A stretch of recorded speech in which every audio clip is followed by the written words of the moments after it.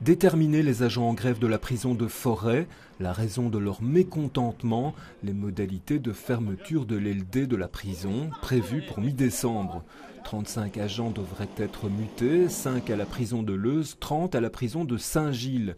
Une décision de la direction prise sans concertation avec le personnel, selon les syndicats. Qu'on puisse au moins avoir la possibilité de négocier et de régler certains problèmes et pas de nous mettre devant un fait accompli et de dire voilà, on déplace les agents comme des Playmobil sans leur poser la question, sans savoir ce qu'ils vont devenir. Donc je pense qu'il doit y avoir une concertation. On ne traite pas les humains de cette manière.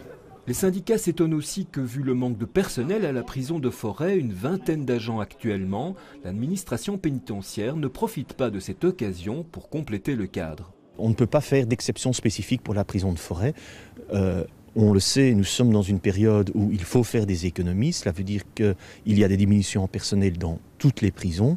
Il est très difficile de justifier qu'une prison en particulier reçoive un cadre complet, là où l'essentiel des autres prisons voit du personnel disparaître. Ce matin, les grévistes de la prison de Forêt ont été rejoints dans leur action par leurs collègues de Berkendal.